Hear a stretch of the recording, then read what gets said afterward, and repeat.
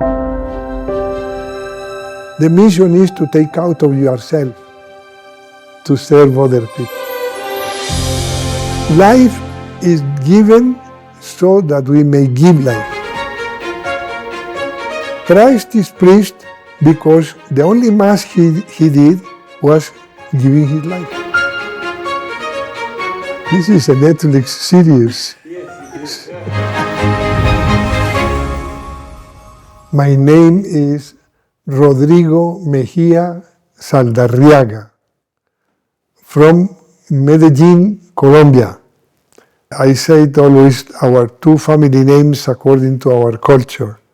The family name of the father and the mother. And I am the last born of a family of 11 children.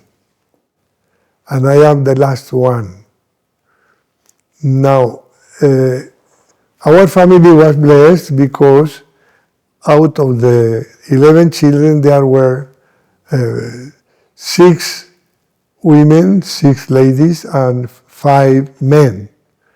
And out of the 5 men, 3 we became priests and Jesuits. So my elder brothers, they have died already, of course. So when I was a child, my elder brother was already in the seminary at the Jesuits, the 3 Jesuits. And that is important because I had contact with seminarian, life, the letters of my brothers, etc. My mother was very proud to have a son that would become a priest. So I was familiar with becoming a priest in the family. So much so that my games during my infancy, I mean at the age of 6, 7, 8, I was praying, saying Mass. And I had my small altar and my small things, and people gave me things saying Mass, but a dry Mass, of course, without wine. And I had the desire of preaching during these Masses, and I remember that I was very angry if they did not put attention, my brothers and especially my nephews that were there. I preached for them, and they have to keep very quiet and very attentive during my sermons. And I am speaking of a boy of 6, 7, 8 years of age. That was the context, the first context in which I think the vocation could have started. However, paradoxically, later on, when I grew up more, adolescent, I was in the school of the Jesuits as well, in a secondary school run by the Jesuits. They knew my brothers, of course, as Jesuits. And not only one, some fathers asked me sometimes, do you want also to become a Jesuit like your brothers? And that, I did not like that question at all, because I felt like you are obliged to follow your brothers. You cannot choose by yourself. So my reply was always, no. I will become a medical doctor. I wanted to become a very good medical doctor. But in fact, I say that to get rid of the question. So the example of my brothers, in that sense, played a negative, a kind of element in the process of my vocation. Because if I enter, they said, he is following his brothers. Until I found a father who asked the same question, but to test me. And when I say no, I don't want to imitate my brothers, he replied to me, what if you enter not to imitate your brothers, but to imitate Jesus Christ? And I have not thought of that possibility. And that started changing my way of thinking. I said, you don't enter, the father continued, you don't enter a seminary to imitate anybody else but Jesus Christ and the gospel and preaching of Jesus Christ. At that moment, started a kind of different motivation developing. They offered to us a retreat, very simple, 3 days. And in these 3 days, the father, I talked openly to the director of the retreat. I feel a certain vocation independently of my brothers, and I have overcome that difficulty. I think I am called. And I was 12-year-old at that moment. So I asked permission of my mother to enter a minor seminary. At that time, there was a minor seminary, what is a secondary school. It's the same secondary school, but in a group of boys that are thinking to become seminarian later on. But there are no special treatment. Only we were boarding. We were boarding in a school, and I did that as a preparation. But it was taken very seriously with a great discipline. And the first thing I learned of vocation was discipline, self-discipline. And I remember the lesson I applied was the father who was in charge of us, of our group, was repeating us, in the Society of Jesus, the Jesuits, there are no policemen, there are no supervisors. Nobody is supervising you to see whether you are doing. You have to behave out of conviction, not out of supervision. I liked that. And then that prepared me to enter the seminary. We don't have a major seminary, we enter novitiate, which is the equivalent of a major seminary, minor seminary, junior seminary, you would say. The novitiate, 2 years. So I entered the novitiate in 1956. 56. That means next year, God willing, I will celebrate 70 years in the Society of Jesus as a Jesuit. We count from the very day we entered. Took the vows after 2 years, then the studies of humanities, Greek. The 2 first languages I learned were Greek and Latin. It was in that time we had to speak Latin. It was not just a dead language. It was an active language. Classes were in Latin, examinations were in Latin, so we were trained for that. We could only speak Spanish, my mother tongue, in recreation time, in free time. Then, after 2 years of classical humanities, I went to Bogota, to our university, Javeriana University, a pontifical university run by the Jesuits, then to do philosophy. I got my master licentiate in philosophy and humanities together. After that, the vocation was getting more and more concrete. I did not want to become a Jesuit in general, but a Jesuit missionary at that time. Missionary at that time means you leave your country. You go to a land of mission. And among the land of missions, in the school, in the month of October, that is the month of mission, they used to put the map of the world with 2 colors, red and blue. The countries that are majority Christians were in blue, that are supposed to be Christianized for a long time, Europe, etc. The countries to be still evangelized in red. And I could see that they were the majority.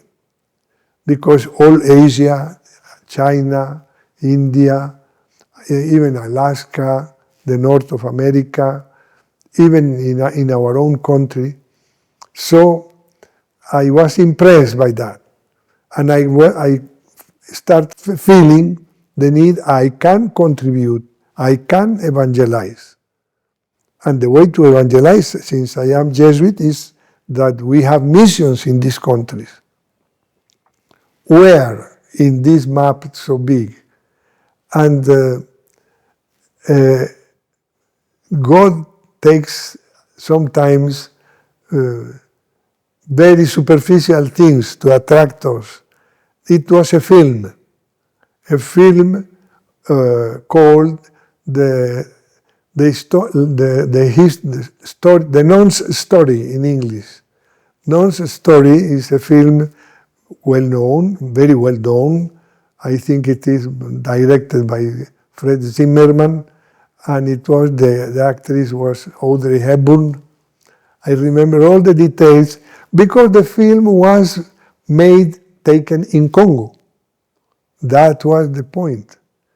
And irrespective of the argument, I could see for the first time the land of Africa, the land of Congo, the work, the nature, etc. And I was attracted by that. So I was hesitating between asking to be sent to Alaska or to Congo. But I am not very good for the cold, so I prefer the warm of Africa. And I requested, we can request in the society voluntary. And at that moment, after a process, of course, a long process, they decided to send me to Congo, République démocratique du Congo. In that time, it was called Congo, Belgian Congo. The independence of the Congo started in 1960 only. So, by 1964, I had finished philosophy, and they told me, go and try. You are the first, or one of the first to be sent there to see whether you adapt. Africa was unknown. It continues to be unknown in South America. Very little contact, but still much more unknown in the past. So they thought that Africa was all forest or all hot, all full of mosquitoes and animals, etc. Try and stay there for 2 or 3 years, and then we will see whether you can remain there. I was sent there to Kinshasa. At that time, it was called Leopoldville. Then I arrived in Africa in 1964. And with the interruptions of formation, theology, etc., I have been in Africa since there. I have never come back to work in Colombia. So, since 64 up to now is more than 61 years that I have been in Africa. I stayed in Congo 20 years. I was ordained, I had to come back to Colombia for the major seminary, precisely because at that time in Africa, there was no faculties of theology, not even one. And I requested to do my theology in a seminary, but the superiors realized that the level of the teaching in the seminary was very low, and they made of me a professor of theology. So they say, no, these seminaries are not accredited academically in Europe. You better go to our university that is accredited, get first the master's degree, and later on you can do the doctorate, and that will be your orientation. To teach in the seminaries. Okay. So besides that, I went back again to Bogota, to the same university, the Xaveriana University, that has a very good faculty of theology. It's part of the the whole university that has more than 20,000 students, one of the biggest of the country. So I came back. I taught in the major seminary for a while to see how I did. They were pleased and they told me, now you can go to Europe to get your doctorate. And I was sent to the Pontifical Gregorian University in Rome to get a doctorate in theology, because there was a project in Nairobi here of the Jesuits to open the first faculty of theology of the Jesuits in Africa. And they wanted me to be part of the staff. So I got my capacitation as doctor to teach, and I came back. But they changed me after 20 years of Congo to come to Kenya, to change French that we were using there for English, to change Kikongo for Kiswahili, and Lingala that we were there for Kiswahili. But I was rather young, almost 40, 37, and I came to Nairobi in 1984. And we started what is today Hekima University College. Now, I was given to teach pastoral theology. Pastoral theology is a reflection, a critical theological reflection on the ministries of the church, on the action of the church, how to planify, how to evaluate, how to correct, adjust, adapt, inculturate, etc. And so I requested the permission to teach, of course, at the university, but to live in one of the slums of Nairobi. And they were reluctant because they said you have to travel every day by public transport. We cannot give you a car for that. No problem. The Cardinal Otunga assigned to us, requested the Jesuits, you have a theology faculty, it's good that you have also a parish. And so he gave us the parish of St. Joseph the Worker in Kangemi. Kangemi was an outstation of the parish of Riruta. But there was nothing, it just that it was far from there and difficult for the people of the Christians of Riruta to come to Mass, from Kangemi to come to Mass to Riruta, especially in the rainy season. The Nairobi River is very dangerous to cross. So we started the parish with another priest, and then for that I had to learn Swahili well, because all the pastoral work was in Swahili, the teaching, the preaching, the Jumuiya Ndogo Ndogo, the small Christian communities, etc. And then I was very happy to combine the academic, the university, with daily life, especially with the poor and the problems of the slum, and to start knowing the problems of the people. I told the provincial, if I don't know the problems of the people, what kind of pastoral theology am I going to teach? Pure theoretical. I have to live that. So I was there living for 13 years. And then after that, they made me provincial of this province. I had to move to the administration, like just helping in the parish only time to time for 3 years. After 3 years, the Father General realized that I learned languages rather easily, and he told me I need someone who can learn Amharic in Ethiopia, because it's a difficult language and I don't get voluntaries very easily. So he sent me to Ethiopia. And I was 59 years old, and he told me, you have to go now, because after 60, according to the Ethiopian government, nobody is given entry permit or work permit after 60 years old. So I arrived there, 59, to the School of Amharic. The first year I did not do any other thing but to learn the language, because it's not a language, it's not a Bantu language, it's a Semitic language. It's related to the Hebrew and Arabic. And then I tried to do my best.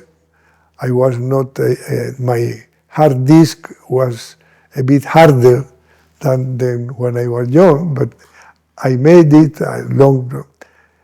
And I stayed in Ethiopia in total for 16 years. But the last 7 years of these 7, I had the visit of the nuncio.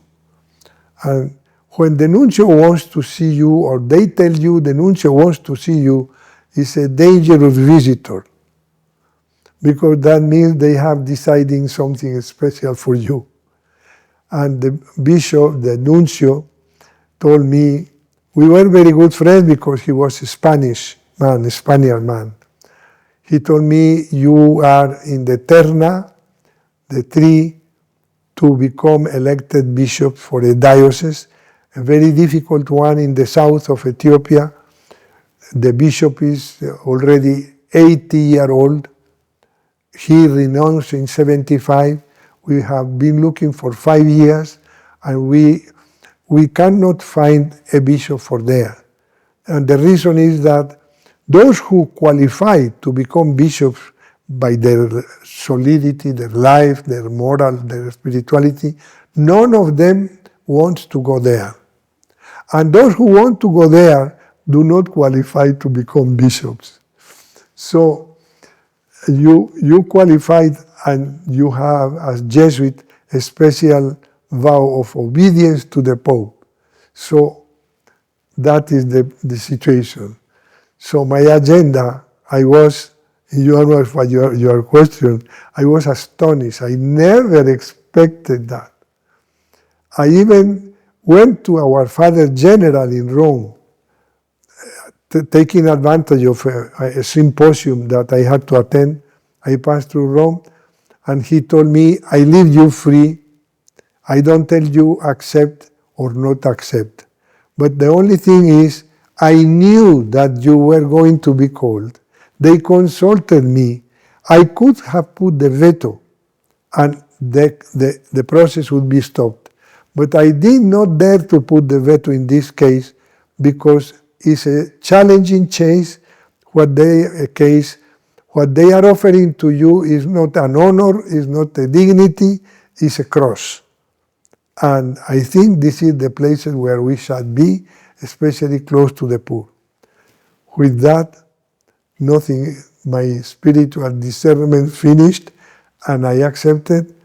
I was sent to the vicariate of Sodo Osana in the south of Ethiopia, limiting with Kenya, limiting in the north of, limiting with the part of the diocese of Marsabit, and the origin, the north of the Lake Turkana is in my vicariate. So I was there, bishop, at the age of 68. 68.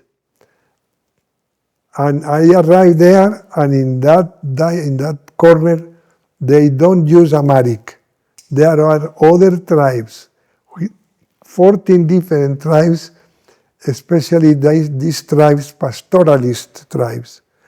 Especially that one, they cut the lip, they enlarge it, and they put a disc. You may have seen that in the magazines of Africa, the album photos, albums from Africa. The Mursi, the Dasanech, and then, so I could not refuse, but I could not talk with people. And that was a great handicap. I had to use always translator. And you have to trust in the translator, that the translator is telling the truth. So when I reached the age of 75, after 7 years of being bishop, said the nuncio told me, now you have to renounce, to resign, because the canon law says at 75 the bishop becomes emeritus. So I was very happy, and I liked the canon law for the first time at that time, because that was like a great liberation from very difficult ministry. Then I requested for a coadjutor bishop, not for an auxiliary bishop. A coadjutor bishop is a bishop that has the right to succeed. Then I prepare the successor, and the transition will be easier. So they accepted, they gave me a coadjutor, we lived together for a few months, but I asked an Ethiopian, and I chose among, and I suggested the names, I knew the priest, and then I came back to Kenya, because in Ethiopia there were only 3 or 4 Jesuits, no community, and I had much more roots. Even after 16 years in Ethiopia, I had very many roots here in Kenya, in Nairobi, because of the parish, because of the faculty. So I arrived here in Kenya again in 1914 to this community, Pedro Arrupe, which is the community of the retired people. So officially I am retired, but not tired, because I continue working. And the Archbishop of Nairobi, we are good friends. He knows that I live here. And he at the moment, I was helping him, but they appointed 3 auxiliaries to him: Bishop Kamomoe, Bishop Wallace, and Bishop Kamau. But now all of a sudden, Bishop Wallace went to the military, and Bishop Kamomoe to the diocese of Wote, and he became only alone with Bishop Kamau. Nairobi is an archdiocese enormous, 150 parishes, enormous parishes that should be divided even, but there are not enough priests. Nairobi diocese has around 200 priests, diocesan. They are not enough. It's thanks to the contribution of the religious priests that the pastoral care can assure. But it's normal in a parish of Nairobi, on a Sunday, in the main church and in the autostations, to have 10 masses on a Sunday, because of the amount of people. Nairobi is a very Catholic city. The Archbishop told me, I don't know how he got the statistic, but he told me that Nairobi has 73% Catholics. 73. I think it's a record in the history of the Church of Africa. So my mission has been always pastoral, teaching in the seminary, but preaching in contact with the people. Now my ministry here is especially consecrated to retreats, to guide spiritual exercises. Not to move too much. I can work on the weekends in the parishes, but during the week I stayed here. People come for consultation, especially also spiritual, psychological counseling, discernment, advice, etc. But also I am called for confirmations, for ordination of deacons. I said that you call a bishop, you invite a bishop for 3 reasons: for ordination, for confirmation, and for decoration. That is because a sister has taken the final vows. It's not a sacrament. The bishop has nothing to do with the final vows of the sister. It's the provincial or first vows. But they like that in a sense that to show that they belong to the church, the bishop is like the presence of the official church, and especially the photos after the ceremony, etc. that is what I call decoration. But in fact, it has an ecclesial meaning. It has my presence is the church is together with you. And now that we are talking about synodality, that has much more significance. So I accept whether for confirmation, ordination, or decoration, I am available. I have my agenda.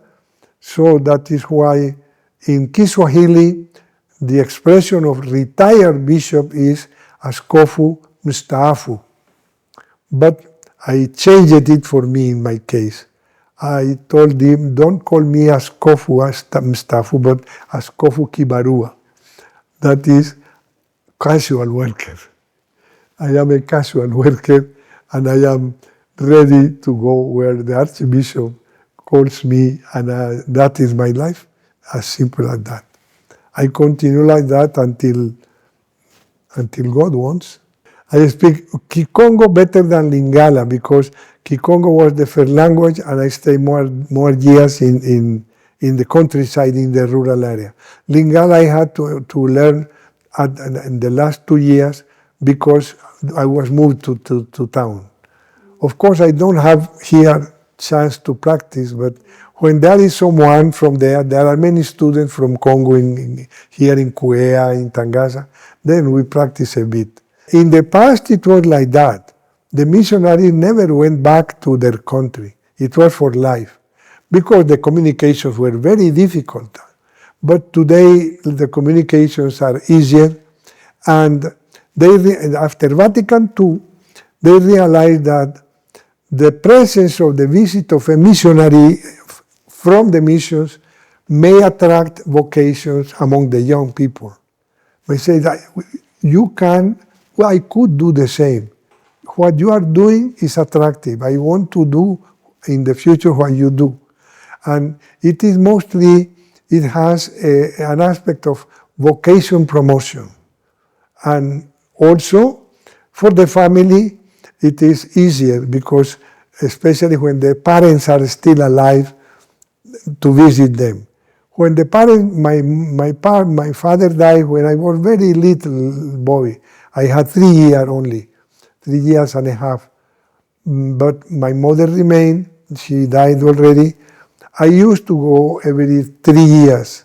But now I have only nephews, grandnephews, and great-grandnephews. 3 generations of nephews. Majority of them, they don't know me.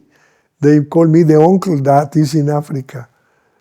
And when I speak the Spanish, I know that is the Spanish of our time, and they are listening to me. One of them asked it to his mother, "Mom, why is it that the uncle that comes from Africa speaks like a book?"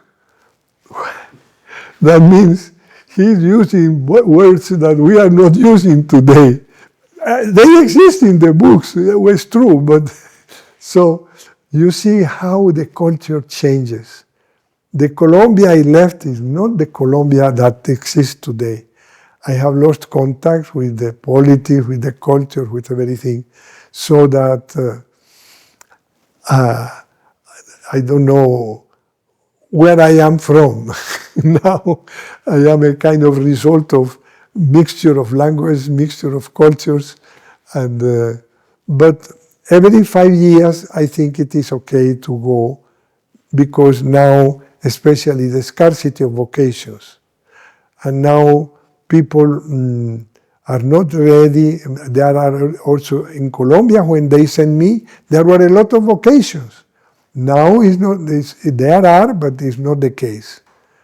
But in fact, the foreign missionaries are diminishing in Africa, which is normal because their clergy is increasing, the local clergy is increasing. In myself, I made myself a point when I was provincial to live as successor an African provincial, and I did. When I was bishop, to live as successor an African bishop, and I did. And I am happy without that. I think I belong to the transition between foreign missionaries and local missionaries, but all missionaries, because people think missionaries are those who come from outside, the other are not missionaries, they are diocesan. It's wrong. All priests and all Christians have to be missionaries. That is a task, that to be Christian. The mandate of Christ is for all Christians. Go and preach the gospel in different ways, as a lay people, or as a religious, or as a priest. But Francis, very good friend, we made good friendship with Pope Francis. One day in a conversation, informal with other bishops in Rome, in one of my visits, he said, the mission is not to go to take out of your country to go to another country. The mission is to take out of yourself to serve other people. That is the spirit. And that is why the more I live here, the more I am confirmed in my mission. I admire my country, has progressed a lot. I get good news, or I also get bad news. Colombia is known, unfortunately, by the bad aspects. When you are from Colombia, Pablo Escobar, and the drugs, etc. No, but we have Saint Laura, Laura Montoya, and we had Peter Claver, and we have saints also in Colombia. So, but I enjoy it. I enjoy our music. I hear it. I listen to it, especially folkloric music that is not so frequent in the radio today. Today is reggae and other kinds of music, but it's clearly that I am not nostalgic about my country. That is a fact.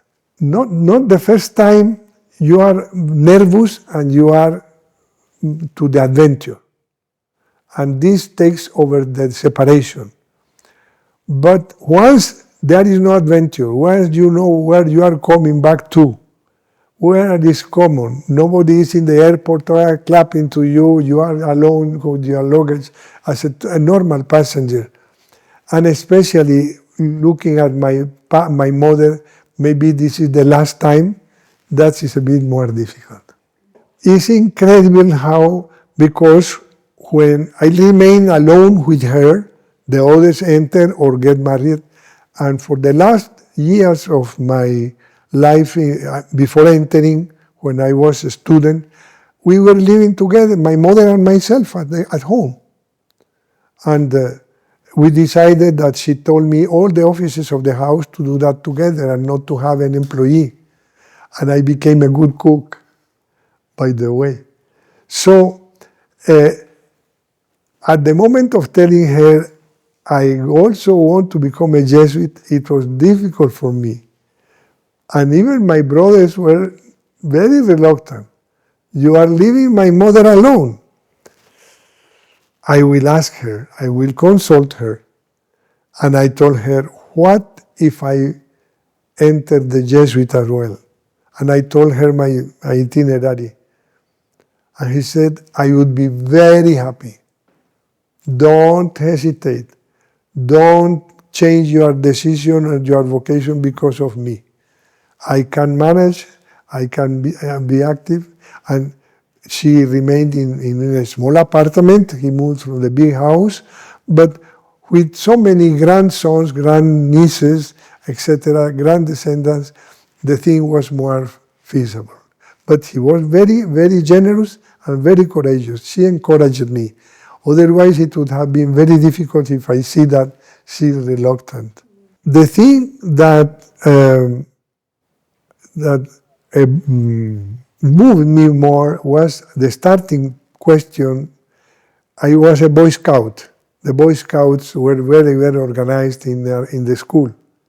And Baden-Powell, the founder of the Boy Scouts, has a sentence that is like a challenge and a program.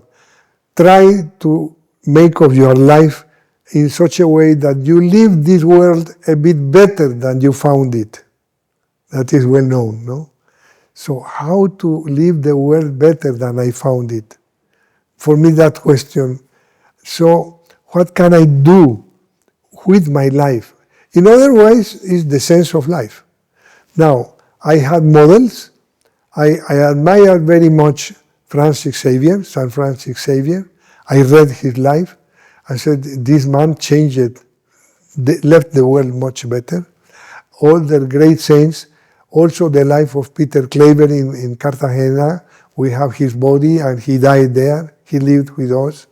It was a great example. So, but I took it as a kind of challenge in the sense of a sportive challenge. I want to do the marathon, to win the marathon, no? And more or less the same line. I want to be a champion as well, like they were champions. It's the first motivation, emulation, which is not bad, but it's not enough.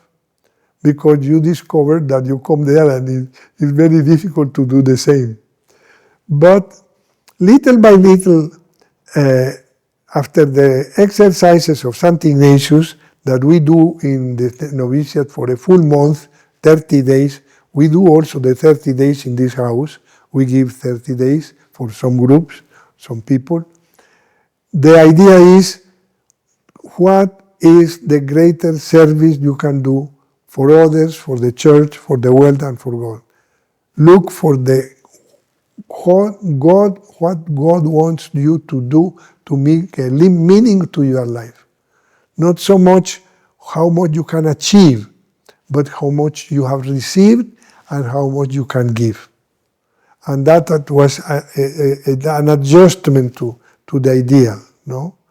Not much adventure, not much protagonism. You are not protagonist of the mission. You are a servant. The mission is bigger than you. But you have to be happy to be co-opted and coordinated to the mission. And so the Vatican II helped very much to change me the sense of the mission. Because the idea is, if I don't go, the same idea of Francis Xavier in his time, if I don't preach the gospel, if I don't convert the people, they will go to heaven, to hell. They will condemn. My goodness, that is a great motivation. But then, the theology of the Vatican II told them, slowly, don't send too many people at the same time to hell. No. It's not your ministry to send anybody to hell. Preach the gospel. The others, God will save them in His own way. But still, even if they go to heaven as well, without you, your mission has a sense. And it is to contribute to improve the life of people. That is mission in the church, there is mission inside your own community, and there is mission outside the church.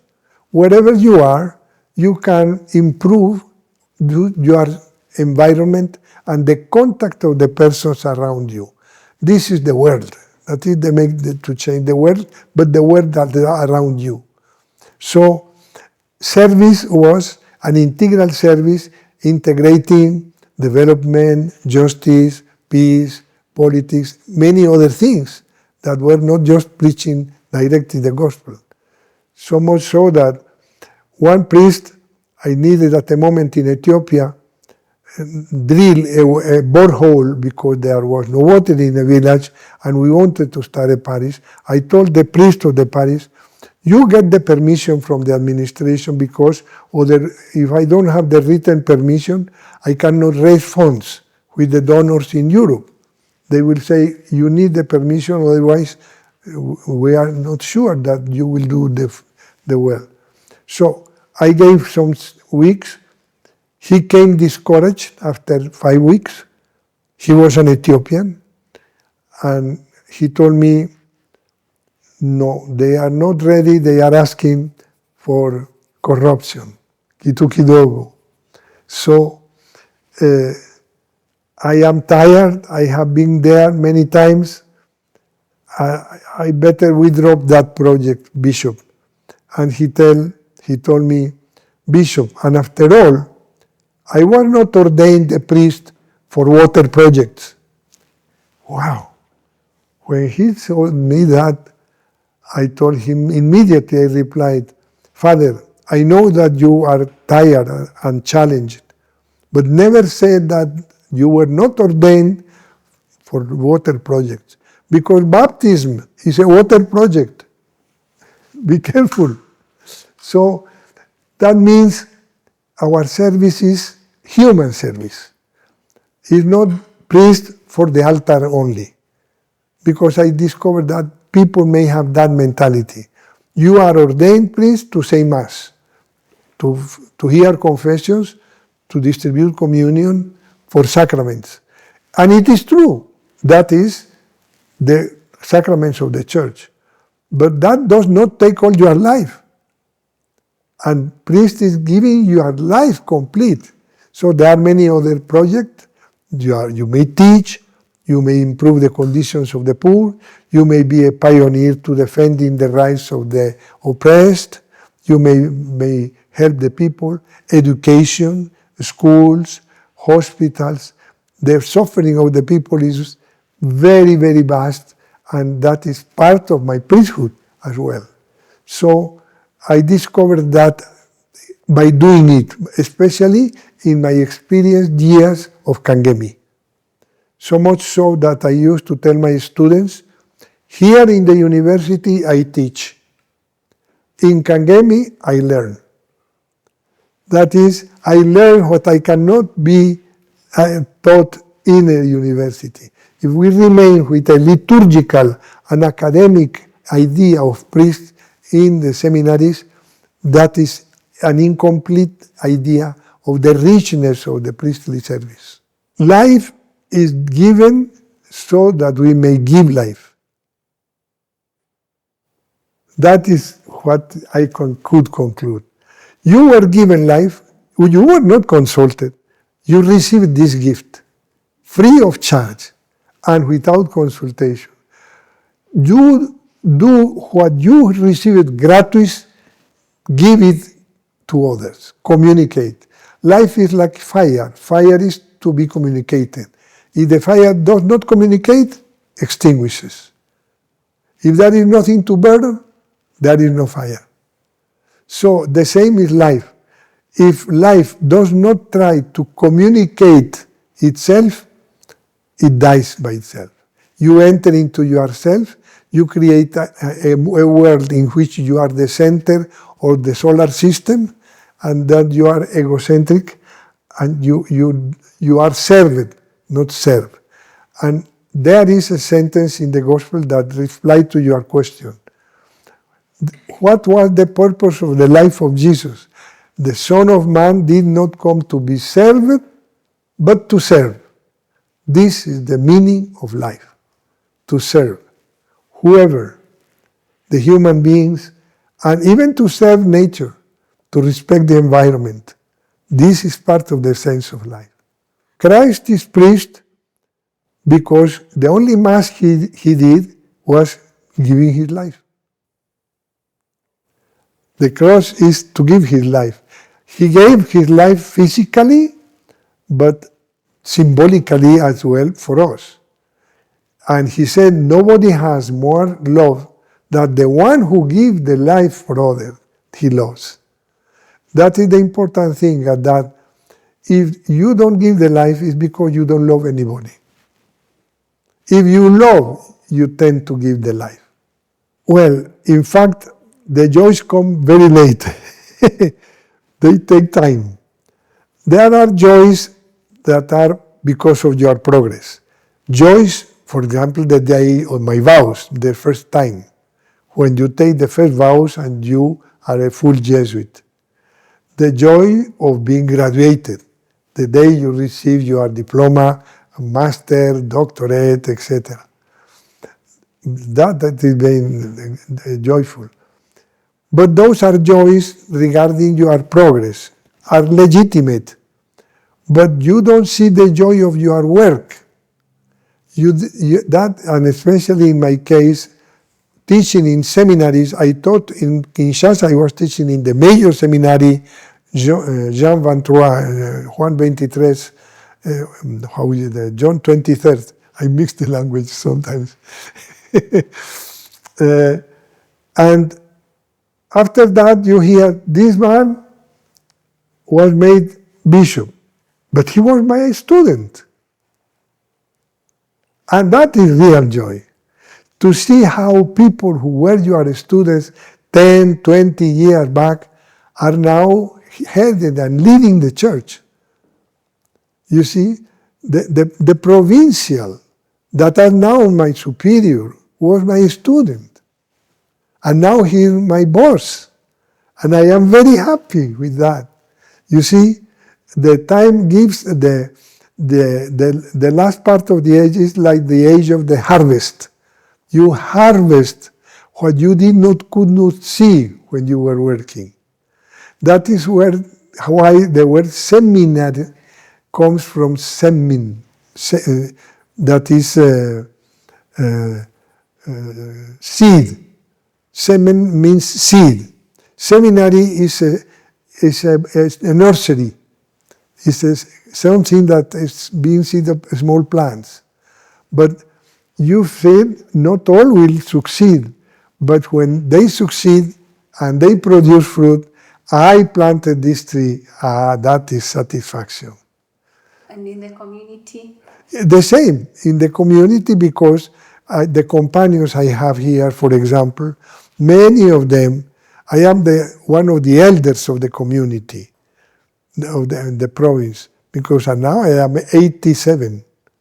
So then they come to me, they ask advice.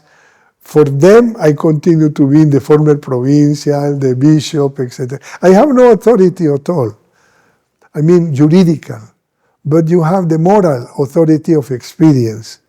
And is happy to see that when you give advice to a person, the person takes that seriously. When I give the retreat and I advise that person, be careful with that, don't do that, it's accepted.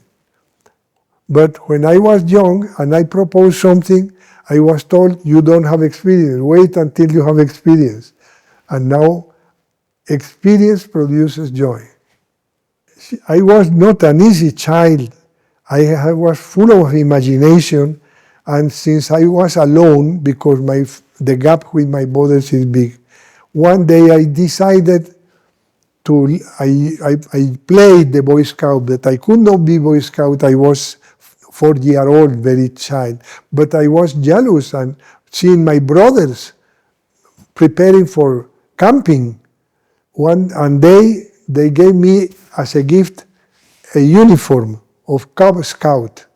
And I told myself now that I have uniform, I can go out. I used to do fictitious and fantasy excursions in the house, hiding myself under the beds, exploring caverns and grots and things. My mother was used to that, but I followed the ritual, asking the blessing, I am going to a scout, okay. The interesting thing, by coincidence, is that my excursions were to Africa all the time, at the age of 4 or 5.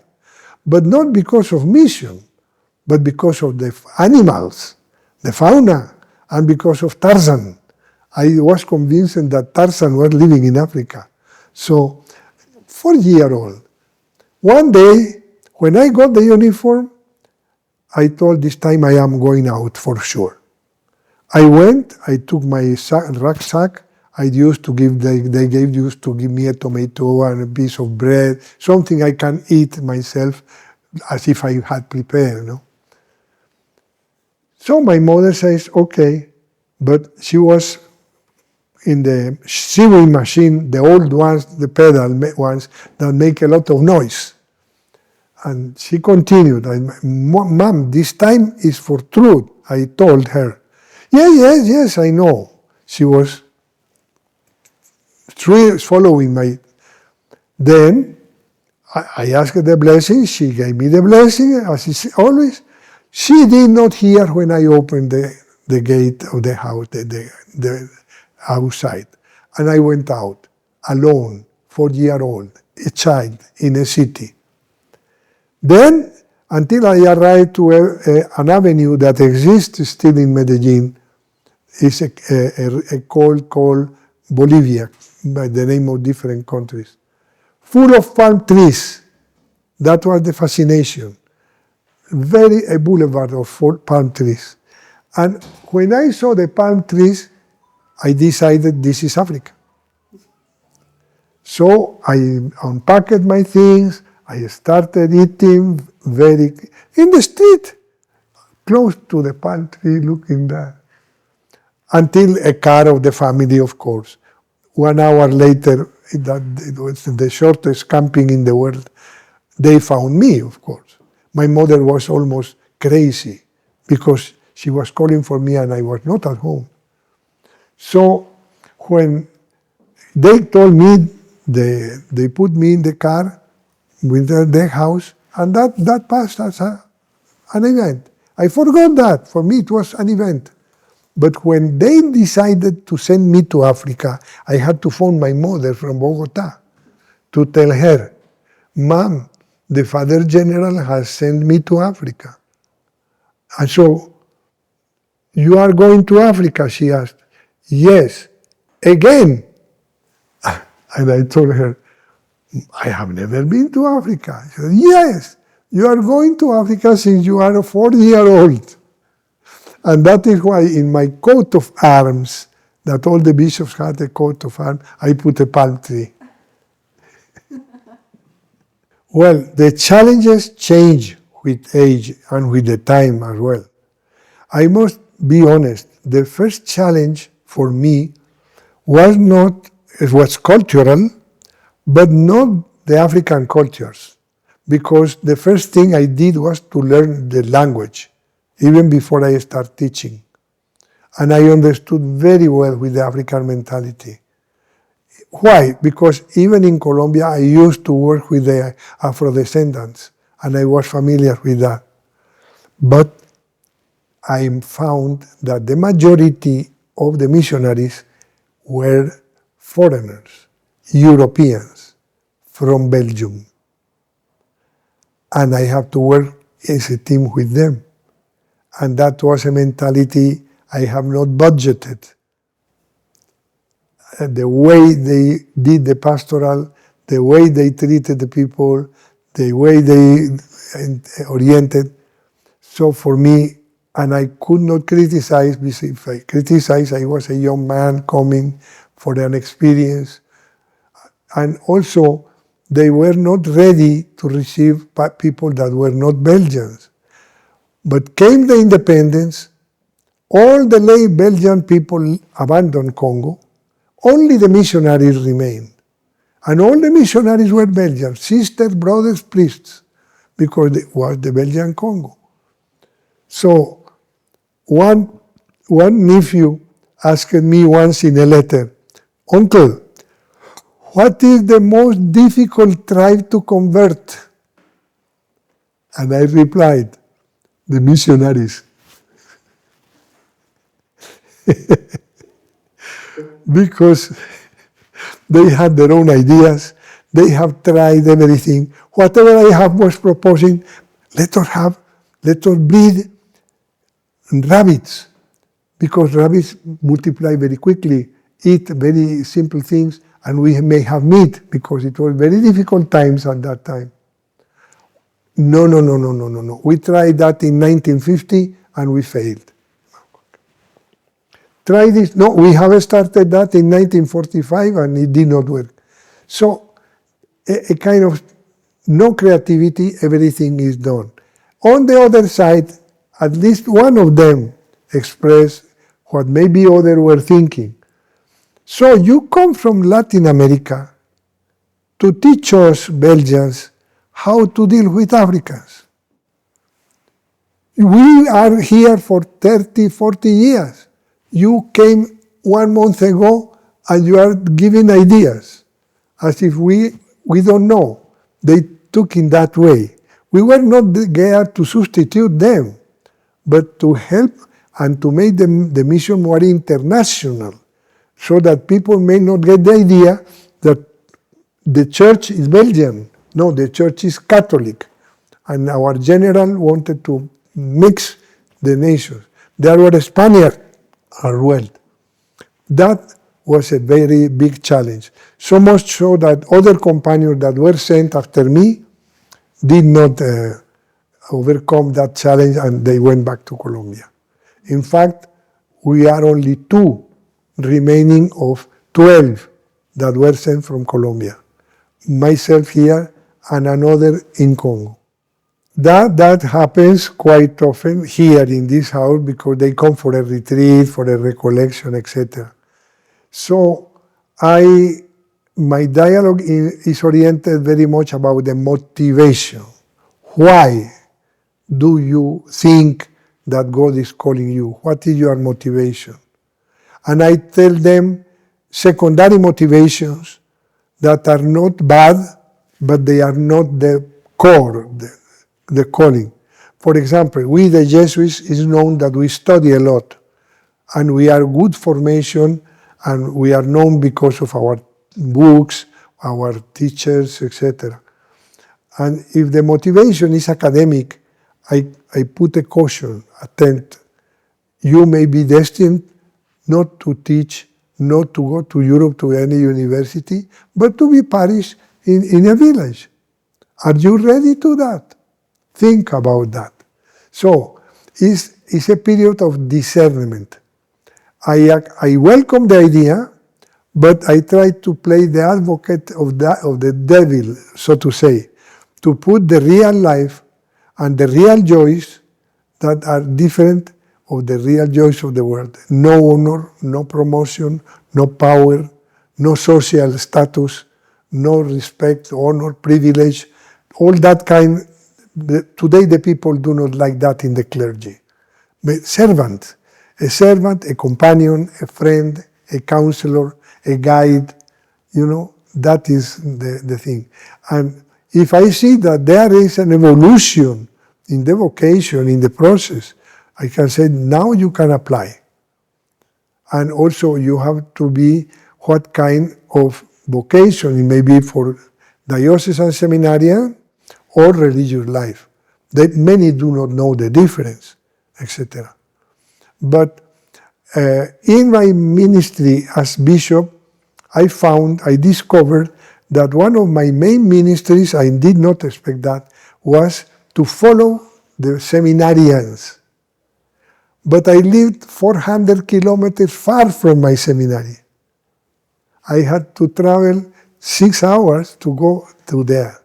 But I made a point to go to visit them every month and to see them personally.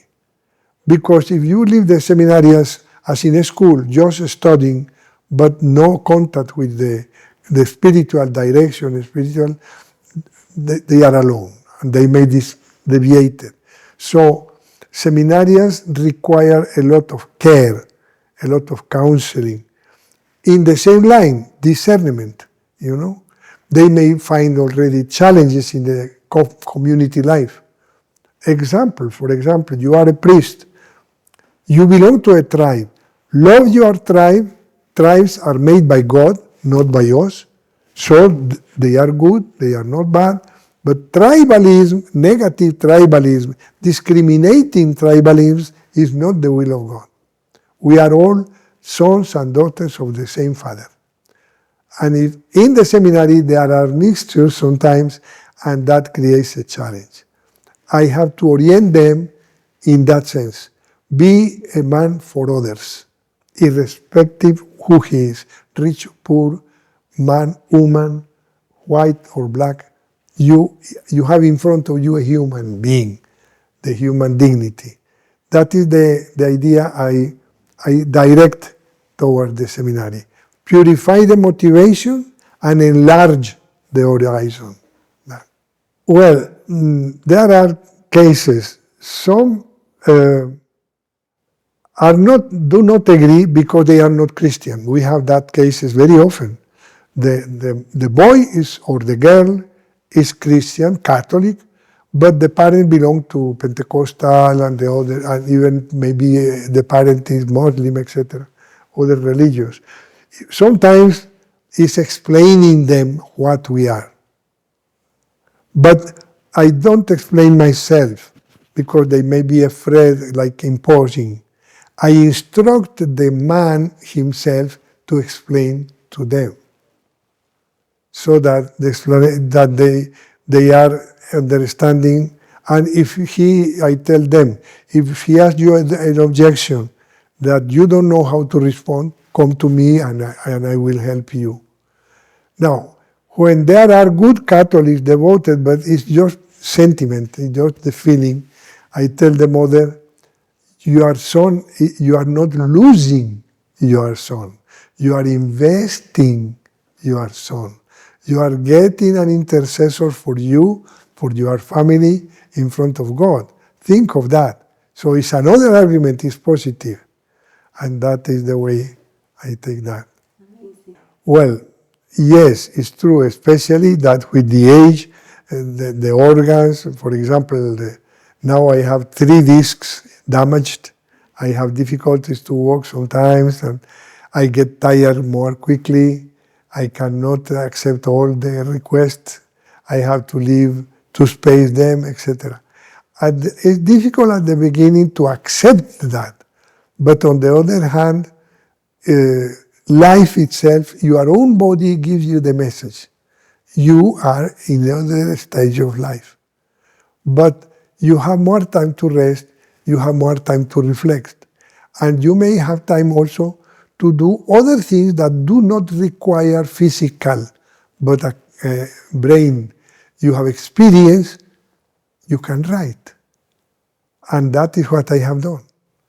I have published here in Kenya, with the Pauline publications, 10 books. In these days, in these years that I am here.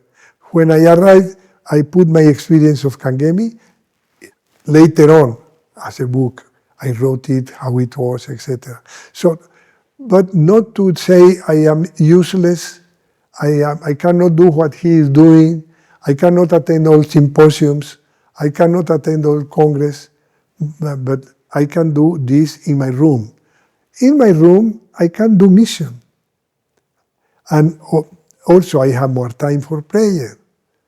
And when I was active, I was complaining, I am too busy, I cannot even do the mandated prayers. Now I don't have that excuse, you see.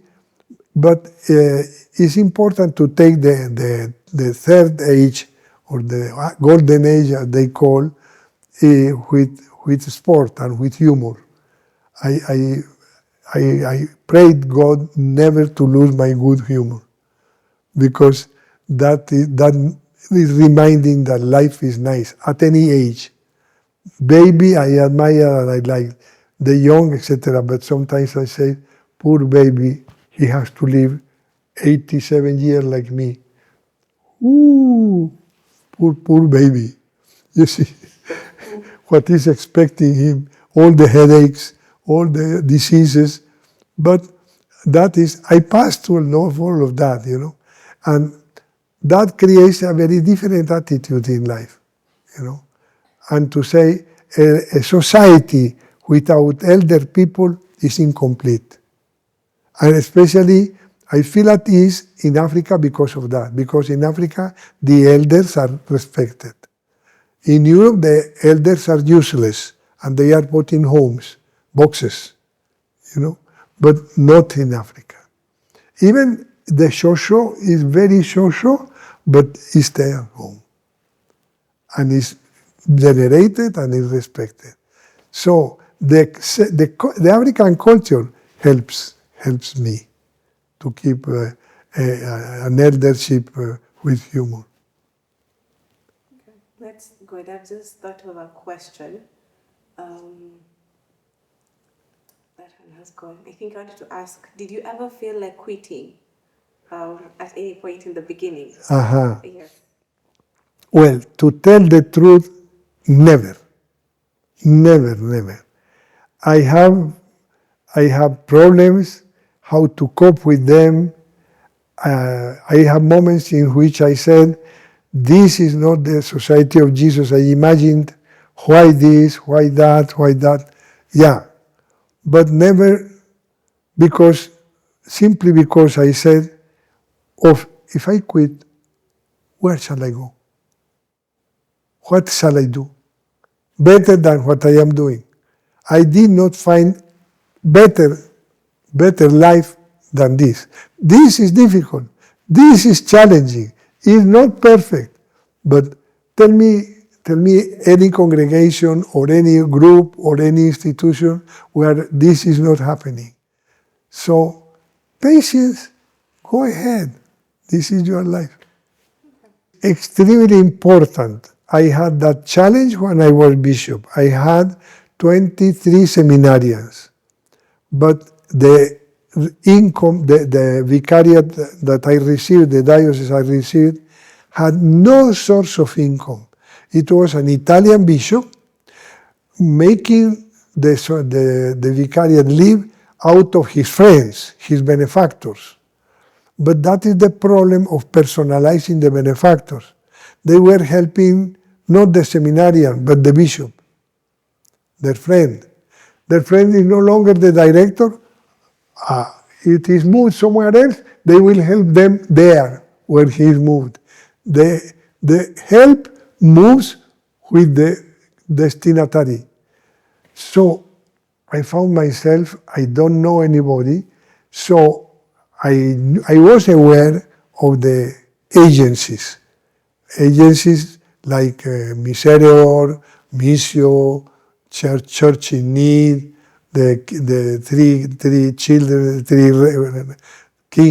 three kings, and also my own community, the central house.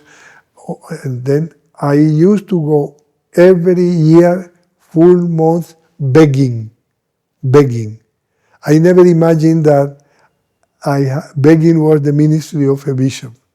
But it was begging not for me, but for the people. I said, I have 23 seminarians, and I have to feed them, to accommodate them, to pay the help for their health, for their school fees, and it's a family of 23 adults, and they have problems, travel, and they need even a bit of money, pocket money, So,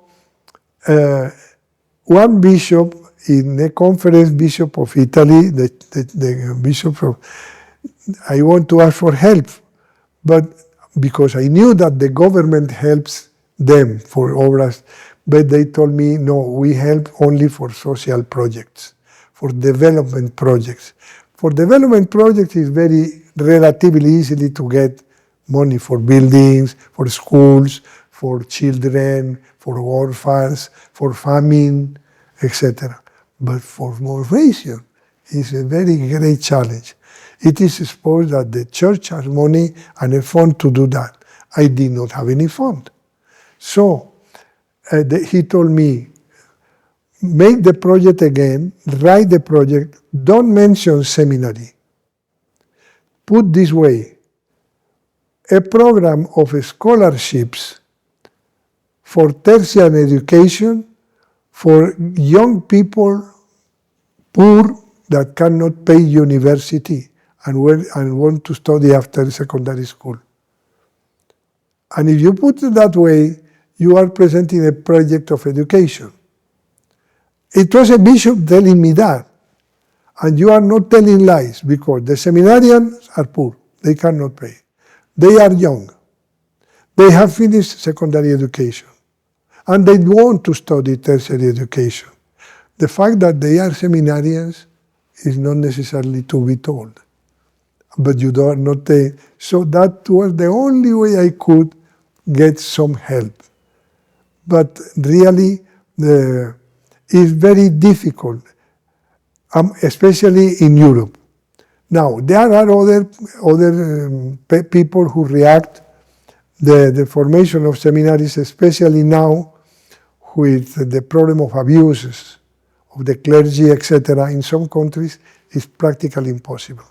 Practically impossible. Now, so you have to go to families or to groups of real committed Catholics that understand that without priests, even if they are not holy, even if they are not angels, the church cannot continue. And that by helping a priest, they are helping the church. By enabling the missionaries, they are missionaries. By enabling someone. They cannot go to the mission, but they can sponsor a missionary. That among the people who are really committed, lay people committed in the church, sometimes groups of friends, of families, 3 or 4 families that are friends, so that it's not very, very heavy on only one. You say, okay, you sponsor one seminary. One thing to be avoided: you will not know whom, and he will not know whom. Why? Because besides the academic help, if you personalize it, he will continue begging from you all his life.